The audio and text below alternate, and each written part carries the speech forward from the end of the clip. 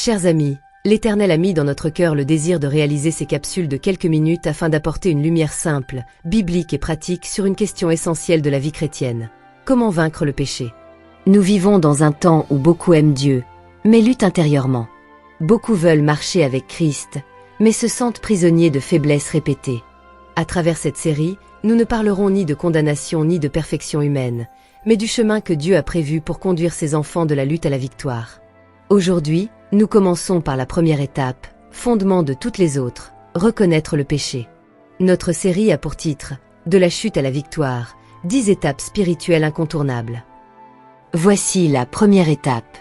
Elle a pour titre « Reconnaître le péché ». Avant de parler de victoire sur le péché, il faut parler de vérité. On ne peut pas vaincre ce qu'on refuse de reconnaître. Beaucoup de personnes prient, jeûnent, chantent, mais ne changent pas. Pourquoi d'après vous? Parce qu'elles demandent à Dieu de les délivrer d'un péché qu'elles n'osent même pas nommer. Reconnaître le péché, ce n'est pas se condamner, c'est s'aligner avec le regard de Dieu. Que nous dit 1 Jean 1er verset 8. Lisons-le. Si nous disons que nous n'avons pas de péché, nous nous séduisons nous-mêmes, et la vérité n'est point en nous. Prenons un exemple concret. Imaginez un homme malade qui va chez le médecin, mais qui refuse de dire où il a mal. Il dit « Docteur, je ne veux pas parler de ce problème, donnez-moi juste un médicament. » Le médecin peut-il le guérir? Non. De la même manière, tant que nous cachons notre péché, Dieu ne peut pas le traiter. Non pas parce qu'il ne sait pas, mais parce que nous refusons la vérité. Rappelez-vous du roi David. Après son adultère et son meurtre, il a essayé de continuer comme si de rien n'était. Il était toujours roi, toujours respecté, toujours actif. Mais intérieurement, il était brisé.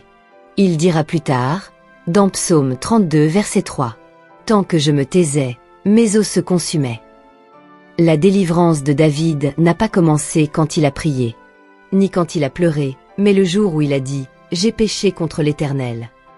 Aujourd'hui, beaucoup de chrétiens disent « Ce n'est pas vraiment un péché. Tout le monde fait ça. Dieu comprend. » Mais ce que Dieu attend, ce n'est pas des justifications. C'est une reconnaissance honnête. Tant que tu appelles ton péché une faiblesse, un caractère, une habitude, une erreur humaine, il gardera du pouvoir sur toi. Le péché perd sa force le jour où tu l'appelles par son nom. Chers amis, la lumière ne détruit pas l'obscurité en luttant contre elle. Elle la détruit simplement en se manifestant. Reconnaître le péché, c'est allumer la lumière de Dieu dans une zone cachée de ta vie. Si tu veux vaincre le péché, ne commence pas par promettre à Dieu que tu vas changer. Commence par lui dire la vérité. La victoire commence au moment de la reconnaissance. Avant la délivrance, il y a l'honnêteté. Avant la transformation, il y a la vérité. Avant la victoire, il y a la reconnaissance. C'est ainsi que s'achève notre première courte présentation de cette série consacrée aux 10 étapes essentielles pour vaincre le péché. Si ce message a touché votre cœur, s'il a mis de la lumière sur une lutte intérieure ou réveillé en vous un désir sincère de marcher plus près de Dieu, ne le gardez pas pour vous. Partagez-le avec quelqu'un qui en a besoin. Une simple écoute peut devenir, pour une âme, le début d'un chemin vers la liberté. Nous vous invitons également à vous abonner à notre chaîne si ce n'est pas encore fait, afin de ne manquer aucune des prochaines capsules. Ensemble, pas à pas, nous avancerons sur le chemin que Dieu a tracé pour conduire ses enfants de la lutte à la victoire. Que l'Éternel vous bénisse et vous accompagne, et à très bientôt pour la prochaine étape.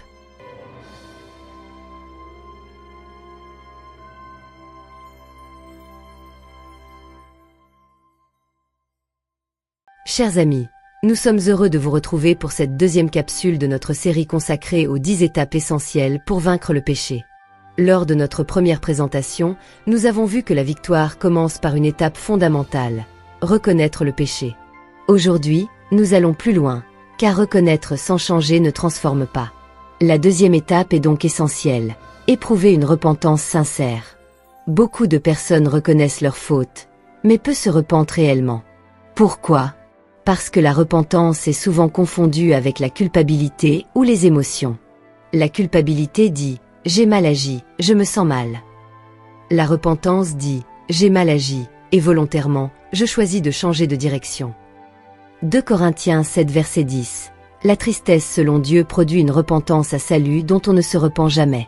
La repentance n'est pas une promesse prononcée sous l'émotion, c'est une décision du cœur.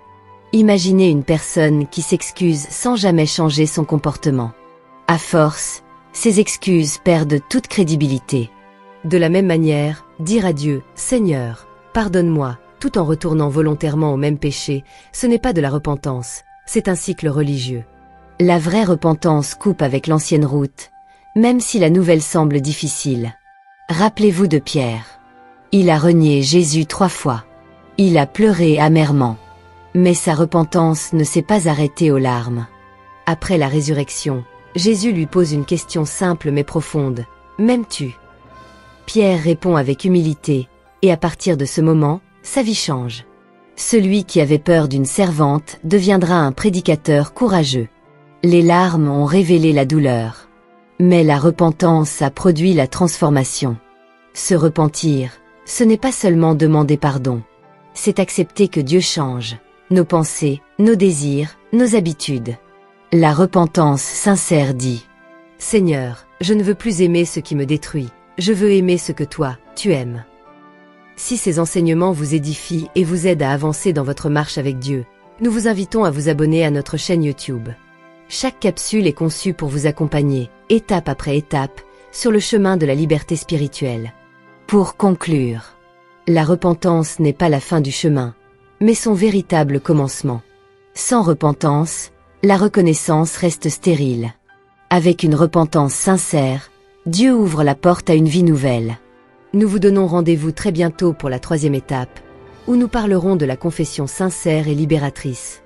Que l'Éternel vous bénisse abondamment.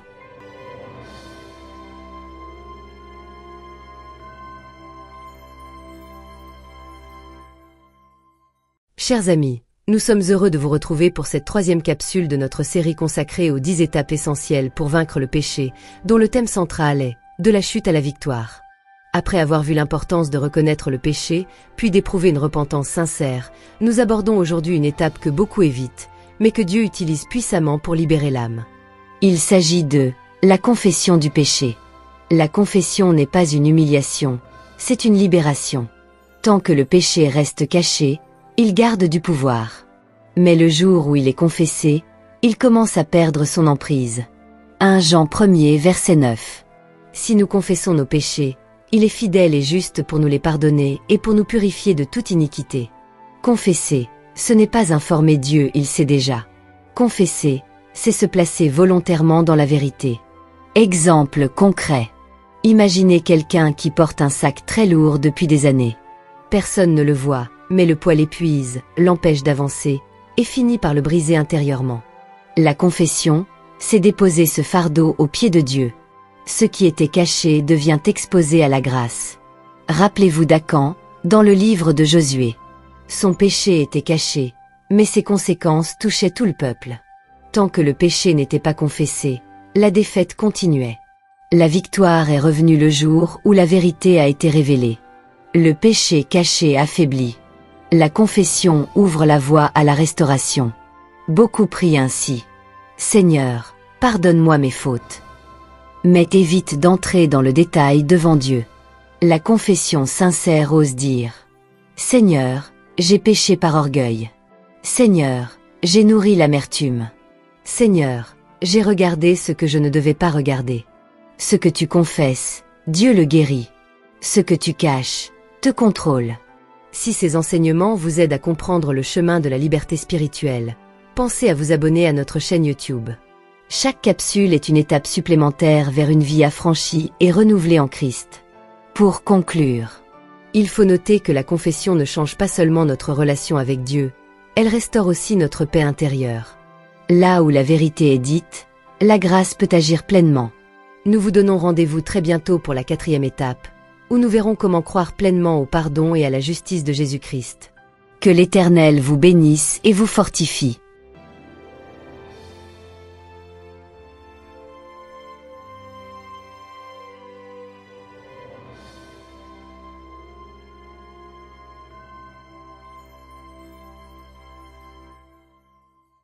Chers auditeurs et amis, Nous sommes heureux de vous retrouver pour cette 4e capsule de notre série consacrée aux 10 étapes essentielles pour vaincre le péché. Après avoir reconnu le péché, éprouvé une repentance sincère et confessé nos fautes devant Dieu, une étape décisive s'impose. Beaucoup s'arrêtent ici, non pas parce que Dieu ne pardonne pas, mais parce qu'ils ont du mal à croire qu'ils sont réellement pardonnés. Aujourd'hui, nous parlons donc d'une étape libératrice, croire pleinement au pardon en Jésus-Christ. Le pardon de Dieu n'est ni partiel, ni temporaire, ni conditionné par nos émotions. Il repose entièrement sur l'œuvre accomplie de Jésus à la croix. Romains 8, verset 1er. Il n'y a donc maintenant aucune condamnation pour ceux qui sont en Jésus-Christ. Beaucoup ont confessé, beaucoup se sont repentis, mais continuent à vivre sous le poids de la honte et de l'autocondamnation. Dieu pardonne, mais parfois l'homme refuse de se pardonner lui-même. Croire au pardon, c'est accepter que le sang de Christ a plus de valeur que notre passé. Imaginez un prisonnier à qui l'on annonce officiellement sa libération. La porte est ouverte, les chaînes sont retirées. Mais il reste assis dans sa cellule, convaincu qu'il ne mérite pas de sortir. C'est ainsi que vivent beaucoup de croyants. Libérés par Christ, mais prisonniers dans leurs pensées. La foi consiste à sortir de la cellule quand Dieu a ouvert la porte. Petite anecdote. Souvenez-vous de la femme surprise en adultère. Tous l'accusaient, tous la condamnaient. Mais Jésus lui dit, « Moi non plus, je ne te condamne pas, va, et ne pêche plus. » Avant de lui demander de changer de vie, Jésus lui a ôté la condamnation. La transformation durable commence toujours par la grâce. Tant que tu te vois comme un coupable, tu vivras comme un esclave. Mais le jour où tu crois vraiment que Dieu t'a pardonné, tu commences à marcher comme un enfant libre. Croire au pardon, ce n'est pas minimiser le péché, c'est honorer la croix. Si ces enseignements nourrissent votre foi et vous aident à avancer dans la liberté que Christ offre, nous vous invitons à vous abonner à notre chaîne YouTube. Chaque capsule est une invitation à marcher plus fermement dans la grâce et la vérité. Chers amis, le pardon reçu par la foi est une fondation indispensable pour une vie de victoire. Tant que la condamnation règne, le péché domine. Là où la grâce est acceptée, la liberté commence. Nous vous donnons rendez-vous très bientôt pour la 5e étape, où nous verrons comment renoncer volontairement au péché. Que l'Éternel vous accorde une foi ferme et un cœur libéré.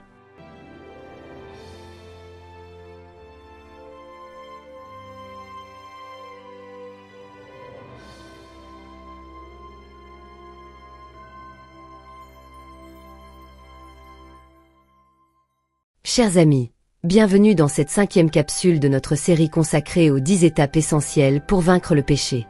Après avoir cru pleinement au pardon en Jésus-Christ, une vérité importante doit être comprise. Le pardon nous libère de la condamnation, mais la victoire quotidienne exige une décision claire. Aujourd'hui, nous abordons une étape décisive et souvent négligée, renoncer volontairement au péché. Renoncer au péché, ce n'est pas seulement le regretter. Ce n'est pas seulement le confesser. C'est choisir de ne plus le nourrir. Proverbe 28, verset 13. Celui qui couvre ses transgressions ne prospère point, mais celui qui les confesse et les délaisse obtient miséricorde. Beaucoup veulent la victoire sans renoncement, la liberté sans séparation, la guérison sans abandon. Mais Dieu ne détruit pas ce que nous continuons à protéger. Exemple concret. Imaginez quelqu'un qui dit vouloir guérir, mais qui garde volontairement ce qui le rend malade. Il prie pour la délivrance, mais refuse de couper avec la source du mal. Renoncer, c'est accepter de perdre quelque chose, pour gagner quelque chose de plus grand. On ne peut pas sortir du feu en gardant le bois dans ses mains. Anecdote biblique. Souvenez-vous de Joseph en Égypte. Face à la tentation, il ne discute pas, il ne négocie pas, il fuit. Genèse 39 verset 12, il sortit et s'enfuit dehors. Joseph a perdu son manteau, mais il a gardé sa destinée. La fuite n'est pas une faiblesse. C'est parfois la plus grande preuve de sagesse spirituelle. Renoncer au péché peut impliquer couper certaines relations, changer certaines habitudes, limiter certains accès, dire non, là où l'on disait toujours oui. La victoire commence lorsque la volonté s'aligne avec la vérité. Dieu donne la puissance, mais l'homme doit prendre la décision. Si ces capsules vous encouragent à faire des choix courageux pour votre vie spirituelle, pensez à vous abonner à notre chaîne YouTube. Chaque épisode est conçu pour vous accompagner pas à pas vers une liberté durable en Christ. La grâce nous pardonne, mais le renoncement nous protège. On ne triomphe pas du péché par hasard, mais par des décisions prises dans la lumière de Dieu. Nous vous donnons rendez-vous très bientôt pour la 6e étape, où nous parlerons de la puissance du Saint-Esprit dans la victoire quotidienne. Que l'Éternel vous fortifie dans vos choix.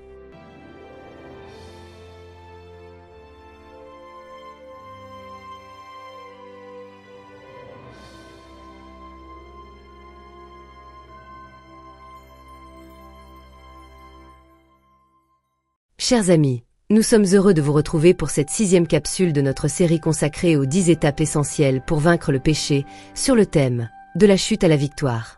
Après avoir pris la décision de renoncer volontairement au péché, une vérité essentielle doit être comprise. La volonté humaine, à elle seule, ne suffit pas. Dieu ne nous demande pas de vaincre par nos propres forces, mais de marcher par la puissance du Saint-Esprit. Beaucoup commencent bien, mais s'épuisent rapidement, parce qu'ils essaient de vaincre le péché par leurs propres efforts. Galates 5, verset 16. Marchez selon l'Esprit, et vous n'accomplirez pas les désirs de la chair. Le Saint-Esprit ne nous est pas donné seulement pour nous consoler, mais pour nous fortifier, nous guider et nous transformer. La victoire n'est pas le fruit de la discipline seule. Elle est le fruit de la dépendance à l'Esprit. Voici un exemple concret. Imaginez un appareil puissant, mais débranché. Il a le potentiel, il est intact, mais il ne fonctionne pas. De la même manière, un chrétien sans communion avec le Saint-Esprit vit en dessous de ce que Dieu a prévu pour lui. La puissance est disponible, mais elle doit être reçue et entretenue. Anecdote biblique. Rappelez-vous des disciples avant la Pentecôte. Ils aimaient Jésus, ils connaissaient ses enseignements, mais ils vivaient dans la peur. Après la venue du Saint-Esprit, ces mêmes hommes deviennent courageux, fidèles et inébranlables. Ce n'est pas leur caractère qui a changé, c'est la puissance qui les animait. Marcher par l'Esprit implique une prière quotidienne sincère, une écoute attentive de la voix de Dieu, une obéissance immédiate aux convictions de l'Esprit. Le Saint-Esprit ne force jamais, mais il fortifie toujours ceux qui se confient en lui. Là où l'Esprit conduit, le péché perd sa domination. Si ces enseignements vous encouragent à dépendre davantage de Dieu et à vivre une foi vivante, nous vous invitons à vous abonner à notre chaîne YouTube. Chaque capsule est un pas de plus vers une vie conduite par l'Esprit. Pour conclure notre 6e étape, il faut savoir que la vie chrétienne n'est pas une lutte solitaire, mais une marche accompagnée. Quand l'Esprit conduit, la victoire devient possible. Nous vous donnons rendez-vous très bientôt pour la 7e étape, où nous verrons comment renouveler notre pensée par la parole de Dieu. Que l'Éternel vous remplisse de son esprit.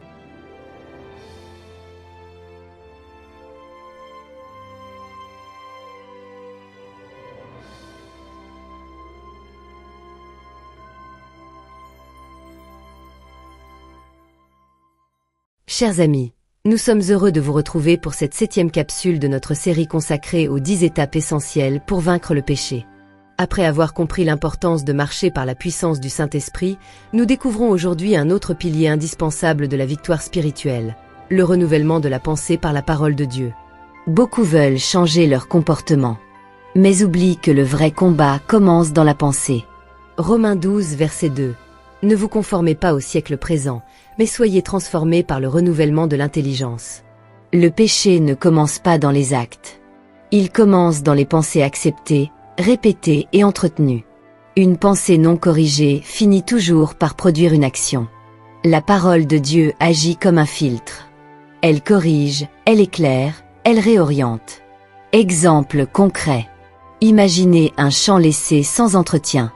Même sans rien semer, les mauvaises herbes pousseront naturellement. De la même manière, si notre esprit n'est pas nourri de la parole, il sera envahi par les pensées du monde, de la chair et de l'ennemi. Ce n'est pas ce que tu enlèves qui transforme ta vie, c'est ce que tu remplaces. Anecdote biblique. Souvenez-vous de Jésus dans le désert. À chaque tentation, il n'argumente pas, il ne discute pas. Il répond. Il est écrit. Dans Matthieu 4, Jésus nous montre que la parole de Dieu est l'arme principale dans le combat spirituel. Là où la parole est connue, La tentation perd sa force. Renouveler sa pensée, c'est lire la parole régulièrement, la méditer profondément, la déclarer dans la prière, la mettre en pratique avec obéissance.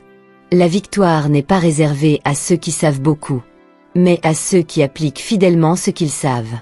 Si ces capsules nourrissent votre foi et vous aident à fortifier votre marche avec Dieu, pensez à vous abonner à notre chaîne YouTube. Chaque enseignement est une semence de vérité destinée à produire du fruit dans votre vie. Un esprit renouvelé produit une vie transformée. Quand la parole habite abondamment en nous, le péché perd son autorité. Nous vous donnons rendez-vous très bientôt pour la 8e étape, où nous parlerons de la vigilance et de la prière dans le combat spirituel. Que l'Éternel renouvelle votre intelligence par sa vérité.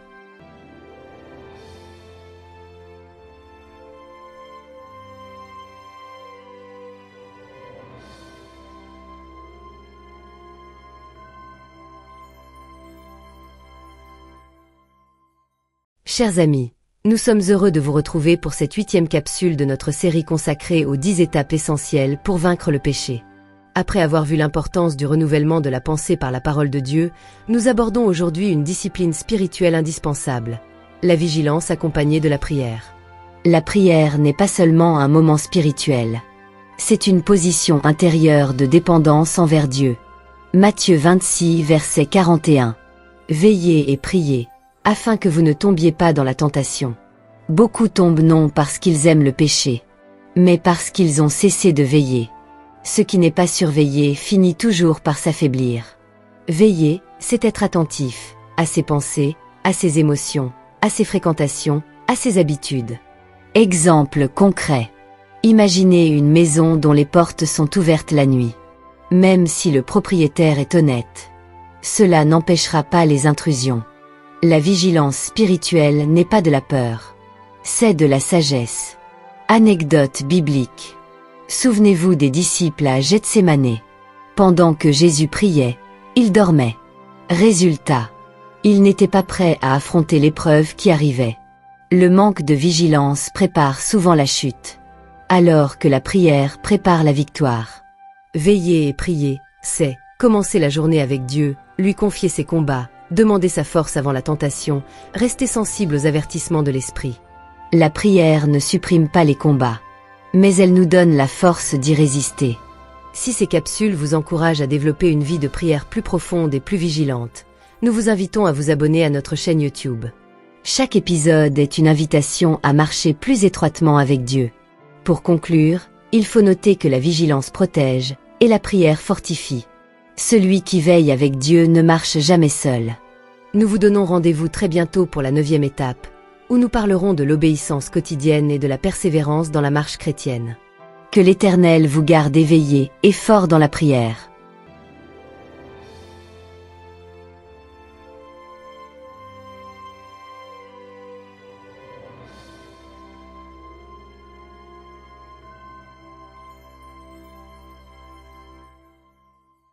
Chers amis, nous sommes heureux de vous retrouver pour cette 9e capsule de notre série consacrée aux 10 étapes essentielles pour vaincre le péché. Après avoir appris à veiller et à prier constamment, nous découvrons aujourd'hui que la victoire ne se joue pas seulement dans les grands moments spirituels, mais surtout dans les choix simples et répétés du quotidien, l'obéissance. L'obéissance n'est pas un acte spectaculaire. C'est une fidélité silencieuse et constante. Luc 16, verset 10. Celui qui est fidèle dans les petites choses l'est aussi dans les grandes. Beaucoup veulent une victoire immédiate. Mais Dieu construit la victoire jour après jour. Chaque petite obéissance affaiblit le péché. Chaque compromis le renforce. Exemple concret. Imaginez quelqu'un qui veut gravir une montagne, mais qui refuse de faire les premiers pas. La marche chrétienne se vit de la même manière. Pas à pas, décision après décision. Ce n'est pas la vitesse qui compte, mais la direction. Anecdote biblique. Souvenez-vous de Daniel. Il n'a pas commencé à être fidèle dans la fosse aux lions. Bien avant cela, il priait 3 fois par jour, malgré les interdictions. Sa victoire publique était le fruit d'une obéissance privée et quotidienne. Marcher dans l'obéissance quotidienne, c'est obéir même quand personne ne regarde, choisir la vérité même quand c'est difficile, rester fidèle même quand on ne ressent rien. L'obéissance précède souvent le sentiment, mais elle conduit toujours à la paix. Si ces capsules vous encouragent à une foi pratique et vivante au quotidien, nous vous invitons à vous abonner à notre chaîne YouTube. Chaque épisode est conçu pour vous accompagner fidèlement dans votre marche avec Dieu. Pour conclure l'étape numéro 9. La victoire durable se construit dans la constance. Dieu honore ceux qui marchent humblement et fidèlement avec lui. Nous vous donnons rendez-vous très bientôt pour la 10e et dernière étape, où nous parlerons de la persévérance malgré les chutes. Que l'Éternel fortifie votre obéissance jour après jour.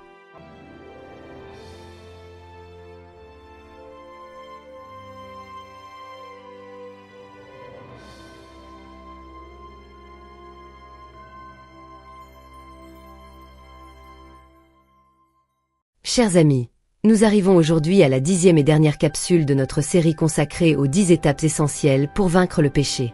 Après avoir parlé de l'obéissance quotidienne, il est important d'aborder une vérité réaliste et profondément encourageante. Même en marchant avec Dieu, il peut arriver de tomber. La question n'est donc pas seulement de vaincre, mais de persévérer. La victoire chrétienne n'est pas une ligne droite sans échec. C'est un chemin où l'on apprend à se relever. Proverbe 24 verset 16, « Car le juste tombe 7 fois, et il se relève. » L'ennemi cherche non seulement à faire tomber, mais surtout à décourager après la chute. La chute n'est pas la fin du combat. L'abandon l'est. Dieu ne mesure pas notre foi à l'absence de chute, mais à notre capacité à revenir vers lui. Exemple concret. Imaginez un enfant qui apprend à marcher. Il tombe, se relève, retombe encore. Et pourtant, personne ne lui dit « Arrête d'essayer ». Chaque chute fait partie de l'apprentissage.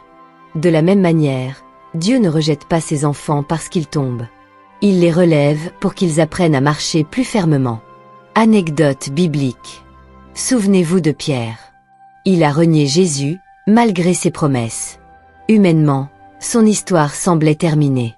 Mais Jésus est allé le chercher, l'a restauré, et lui a confié une mission. Celui qui avait chuté deviendra un pilier de l'Église. La grâce de Dieu est plus forte que nos échecs. Persévérer, c'est refuser de se définir par ses erreurs, revenir humblement à Dieu après une chute, continuer à marcher malgré les combats. Ce n'est pas celui qui ne tombe jamais qui vainc, mais celui qui refuse de rester à terre.